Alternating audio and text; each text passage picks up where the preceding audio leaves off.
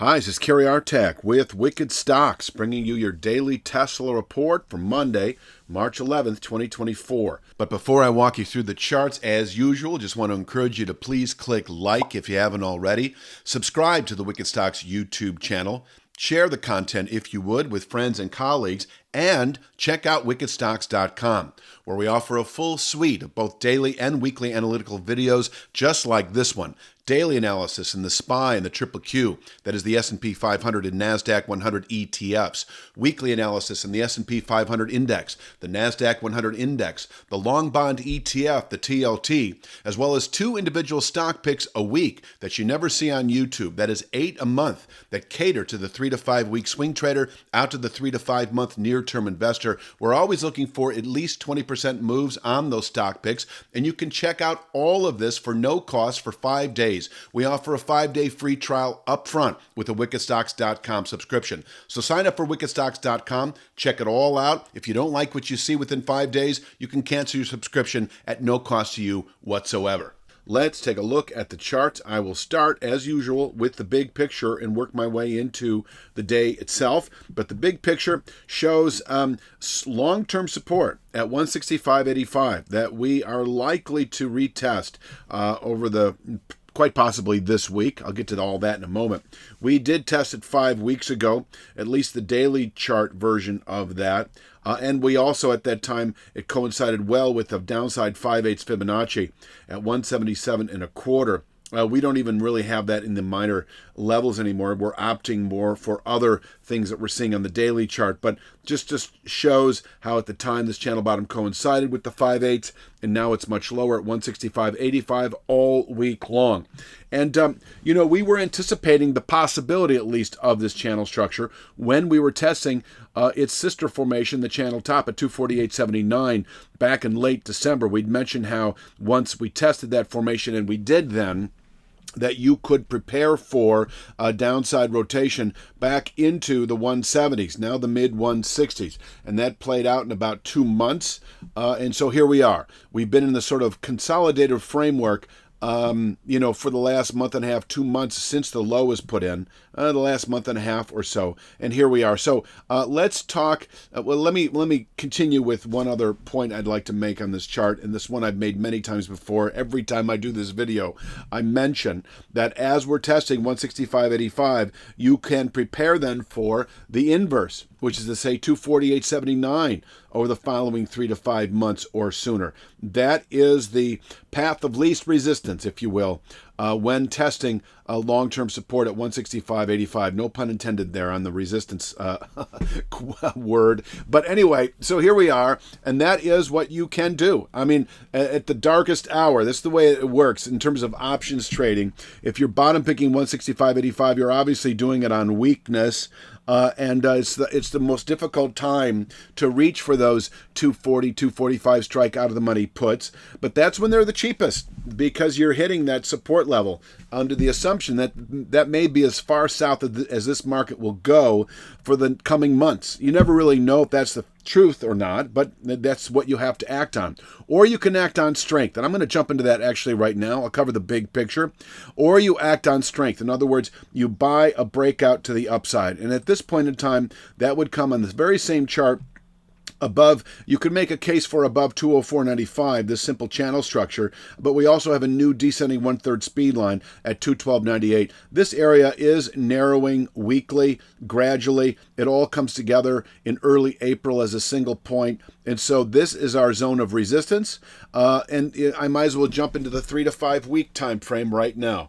And that is to say that as we're testing 165.85, rather than looking 3 to 5 months out for the 240s, you can look 3 to 5 weeks out for the low 200 region as an objective. And so as you're testing 165.85, you might reach for 205 strike out of the money calls that don't expire for at least, I would go 3 months out on that. I think this is a 3 to 5 week reality, but I'd go at least 3 months out on that just to preserve delta, reduce your theta time decay element, get better bang for your buck. You're going to pay a little bit bit more for those 3-month strike, for those 3-month expiration rather than the 3-week expiration, but you've got a higher probability of return. And so that is it. 3 to 5 weeks up from 165.85 into the low 200 area, 3 to 5 months up from 165.85 into the 240s. 248.79 is the descending channel top to the 165.85 channel bottom, and we also have a new descending 2/3 speed line at 256.07. This is a range of significant resistance that, if tested over the next 3 to 5 months, can contain quarterly buying pressures. And I'm going to continue with the big picture to the downside, and that is to say that if we close below this channel structure that goes back to the July high of last year, if we close below 165.85 this week, Friday, that does need to be by a 1% margin of 164.20 or lower for what I like to call technical clarity or technical reliability. And under that scenario, I would then expect 2 to 3 months bearish continuation to the 89.10 long-term former descending channel top that is preceded by, of course, the 101.81 January 23 low. This area would be expected. So if we do close 164.20 or lower on Friday, any of those out of the money calls you may have bought should be liquidated, and in turn you should reach for perhaps a 90-95 strike out of the money puts that don't expire for at least 6 months, given this 2 to 3 month time horizon objective. On an intra-week basis, your risk management skills, or your policy, I should say, have to come into play. You could use 164.20 on a intra-week basis. In other words, if we violate 165.85 on Wednesday, for instance, and then we wind up closing at 164.10, that in itself is signal enough, I think, to exit a long position and have at it again maybe the very next day if the market happens to rally out of this area. But in terms of going short, playing the short side of the market as we move through the second quarter, that would come with a weekly settlement on Friday of 164.20 or lower. Let's jump to the day itself. Actually, I'm going to go kind of like the 3 to 5 day time frame. I still have 191.36 as our short sale level for you 1 to 2 week swing traders. This is an area that can absorb weekly buying pressures, and once tested, within a week or two, we could fall away to 167.17. 167.17 is the daily chart channel bottom to the one I've showed a lot already in this video at 165.85 on the weekly chart. So it is a zone of support.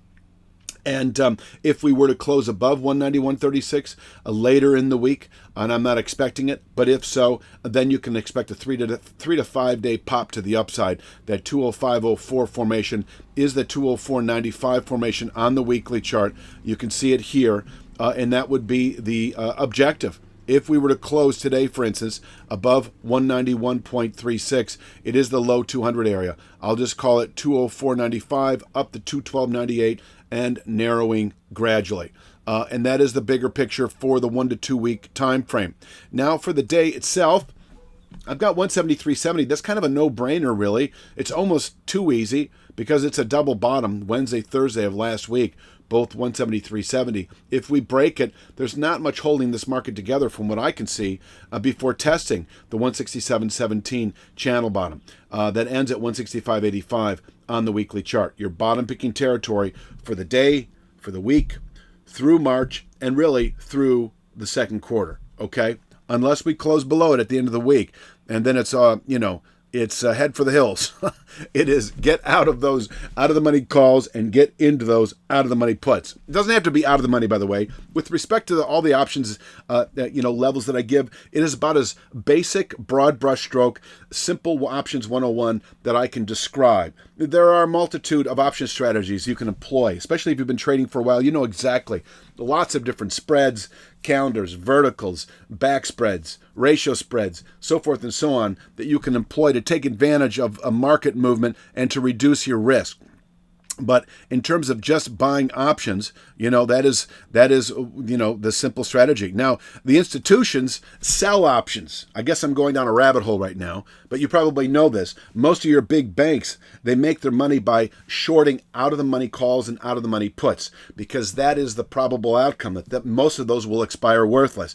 Now, they need to protect themselves quickly, and they need to be very nimble in terms of how they protect themselves with preordained strategies in order to do that. By by either going into the stock market itself to cover, short out of the money calls, so forth and so on. And so I just want you to know that most of the money made in the options market is on the short side of the market. So, for instance, if we get the sell signal at 164.20 or lower this week, you could consider selling, for instance, 210 strike. Out of the money calls. I say 210 strike now because of this resistance that we find in the lower 200s. Now, this is kind of a moving area. So, but that's just an example where you sell an out of the money call and then your anticipation is that it'll expire worthless. And you probably want to be nearer to expiration under that strategy. You don't want to go twice the distance out of the time horizon. In other words, you don't want to necessarily go 6 months out on that 200 strike out of the money call to short sale. You might only go out 6 or 8 weeks because you're now entering that sort of accelerated collapse in value, that accelerated time decay that hits option pricing, especially in the last 3 weeks of their existence. So let me get on back with the day itself. 173.70, if we break it, 167.17. Upside, very simple, 184.73, this former channel bottom, can contain intraday buying pressures, possibly on a daily basis. At one time, we had this as 3-star resistance, but we've reduced it just because of the higher volatility we're seeing right now. We want to give the market room to breathe. I'm not convinced of bullish continuation into later week. If we close above 184.73, I think 191.36 is the short sale level for the week, and we could fall away back into the upper 160s from there within a week or two. And I've already described that if we do close above 191.36, we've got a 3 to 5 day rally to 205.04, part of a range of resistance on the weekly chart up to 212.98 that can contain buying really into possibly through April trade. And only if we close above this area am I clearly then expecting the upper 240s within a month or two of doing so. Until then, we can fall away from here back into the mid 160s again. That is the big picture dynamic. I'm going to leave it at that for Monday's Tesla Report. I'll be back, of course, tomorrow with Tuesdays. Please click like, share, subscribe, and check out wickedstocks.com. You have a great day.